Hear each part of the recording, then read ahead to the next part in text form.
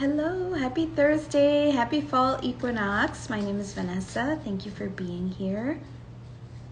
I am doing a quick energy report on this new Trecena, which started on Tuesday. I decided to wait till today since it was the Fall Equinox. I figured it would be a great time to kind of bring all of these energies together, talk a little bit about what's going on, and also I needed a little bit of time to settle into what's going on. So lots of stuff is happening. Lots of energy is being moved around in my little corner of the universe. And I hope everybody is handling all of this movement as best as you can. I know this is an intense period for a lot of people. This retrograde season is intense. Everyone's tired. Everyone is dealing with a lot of heavy emotions, and it's understandable. So as I've shared before, I work with the Aztec or Mexica calendar, and I like to follow the days in the calendar to kind of tap into the different energies that are present for each day. And the Mexica calendar is very interesting. The energies that are observed when looking at the sun's movement are different than some of the other energies in different calendars and different forms of tracking astrology, tracking the celestial bodies. And so Tuesday we started a new Trecena, a new 13-day period. This Trecena is Ce Acatl, one reed, and the reed is like the bamboo, right? It's straight and hollow, and it was used in ancient times for the warriors used it for their arrows. It was said that people born on a day Acatl made excellent leaders and excellent warriors, and the reason is that if your day sign was Acatl, if you had heavy Acatl energy in your birth chart, you were a person that could make quick decisions for the good of the collective, of the tribe, of the community, without allowing your emotions to interfere. Because you're hollow, right? You allow you go in the direction of what is right, of what is best, instead of allowing yourself to be swayed by the different waters, by the winds. You know what the goal is, and you go and you do it. And so this 13-day period is a great time to set our intentions, to have a goal in mind, and to work towards that goal. And what came to me when thinking about this particular 13-day period is the words of Dr. Joe Dispenza in Becoming Supernatural. He talks about becoming no one, nowhere in no time, right? And really what that is releasing your attachment to your identity, releasing your attachment to time, releasing your attachment to how things are supposed to look. And instead, simply, this is what I want, and it's going to happen, right? Believing that it already exists in the quantum without worrying about all this other stuff, the emotions of what if I don't get what I want? What if I can't do it? All the limiting beliefs, letting all of those go, because those are all attached to the identity of the person that doesn't have the thing that you want. So why not become no one, nowhere in no time? Because then you get to become the person that has the thing that you want.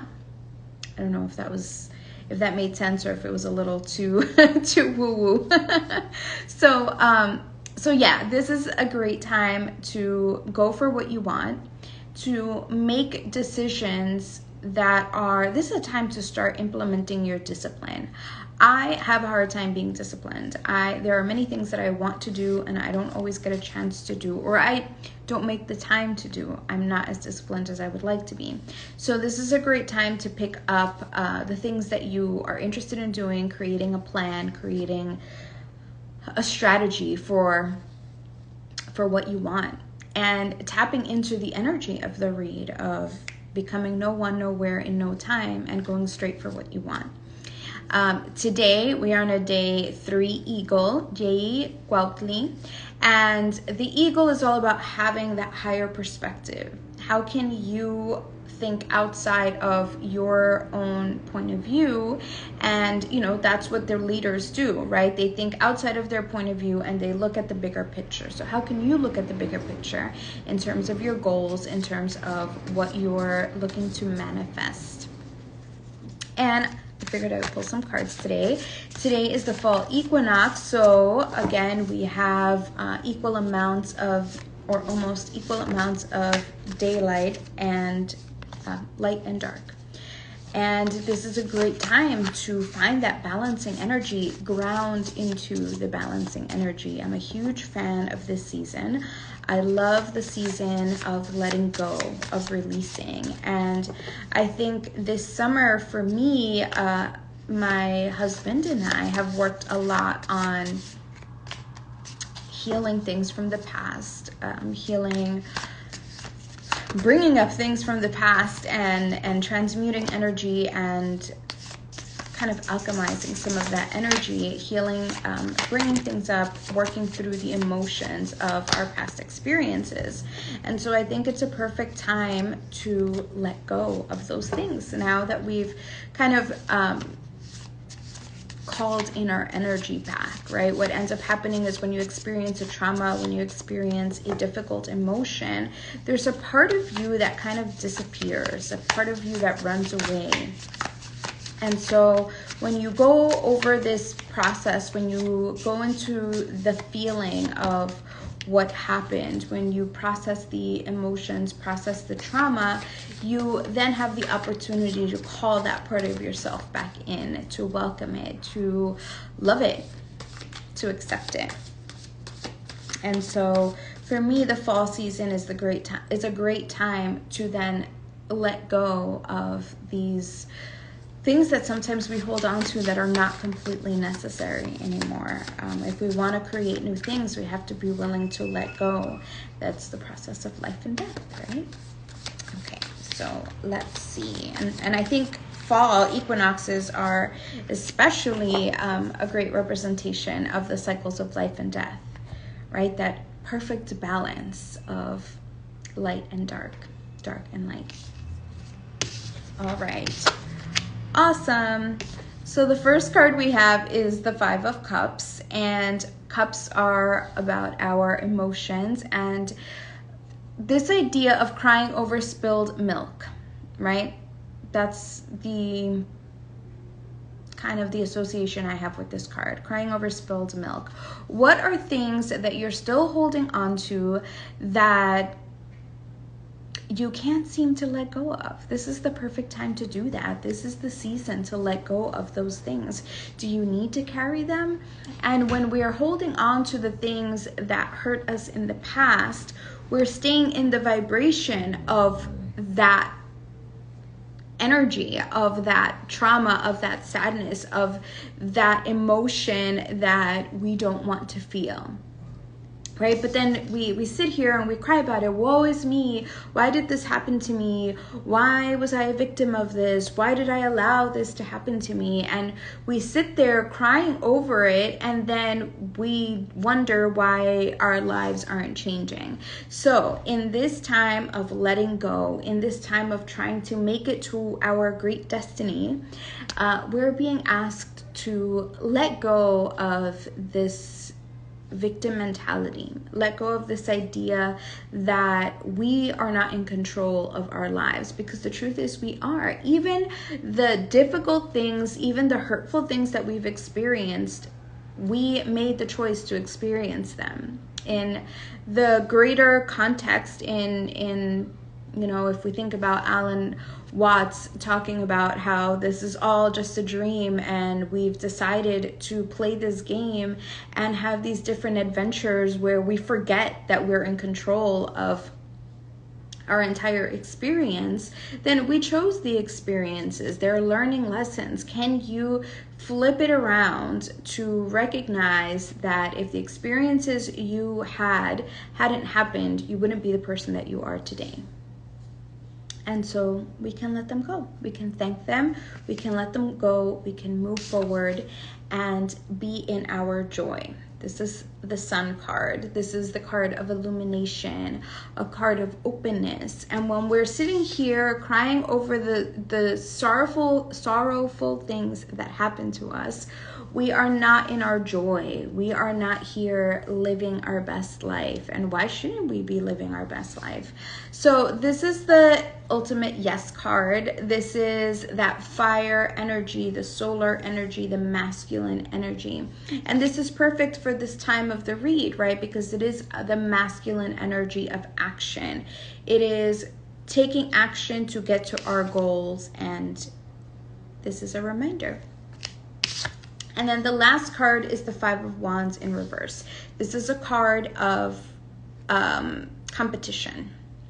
And the way I see this card in reverse is that sometimes we believe we're in competition, but we're really not. I think it's a lot of times competition just exists in our head because we have this idea of lack. We fall under the illusion of lack. There's not enough for me, so I have to compete with somebody else in order to get the thing that I want, because if they get it, then it means I'm not going to get it. And then we get upset when someone else gets it, or we get upset when we see someone working towards the thing that we want as well. And why? This could be your motivation. Seeing other people, I am not a religious person, but my husband knows the Bible back and forth and has talked about Jesus saying, you will go on and do greater things. And I think that any work that you do for yourself, for your family, for your lineage, it influences, it reverberates to your ancestors and to your future generations. And it affects everyone. So when somebody does something awesome, when somebody does something that I wish I could do, then I know that it's a possibility, and I can ride the waves of that energy, of that excitement, of knowing that the thing that I want is available because somebody else did it too, which means I can do it too. If that person can do it, why can't I do it? So competition can be used, I would take this as an invitation to see others on this path, see others that are doing the things that you want to do as inspiration, as a way to uplift yourself, right? We're all going up to the same place. We're all moving towards that space of illumination. And we can build on what the rest of us are doing, right? If somebody does something that is something that I want to do, we can build on that energy. It is all just energy. So if somebody taps into it, then I can tap into it too, and then I can build on top of that. And so competition doesn't have to be limiting, it can be inspiring. So those are your messages on this fall equinox. I hope that this resonates with you, and if it does, leave me a comment. A quick reminder that I do also do Aztec birth chart readings. I just finished quite a few birth chart readings for this amazing group of people going to Peru next month, and my best friend Carla is facilitating this journey and gifted all of the participants an Aztec birth chart reading. And it's such a beautiful way to prepare for this type of ceremony, to know what energies are supporting you on your journey is super helpful. It's amazing to me every time I do a reading and I get feedback from the person, and it's mind-blowing to me every single time. And to me it's always confirmation that our ancestors knew this information. Our ancestors were tapped in and knew how to read energy. And for me, the Aztec calendar is just like any other astrological calendar, is a way of knowing your place in the universe and how you relate to the rest of the universe. And it's so beautiful and exciting. So if you're interested, please let me know. You can send me a DM. I also do tarot readings. personalized readings if you're needing some extra support during this retrograde season, during this equinox. We have is it a new moon coming up or full moon? I have no idea right now. I'm also exhausted. So whatever type of reading you're looking for, whether it's a tarot reading or an Aztec birth chart reading, just send me a message and I'll be happy to schedule something with you. I hope you have an awesome day and a fantastic autumn season. I love you. Bye.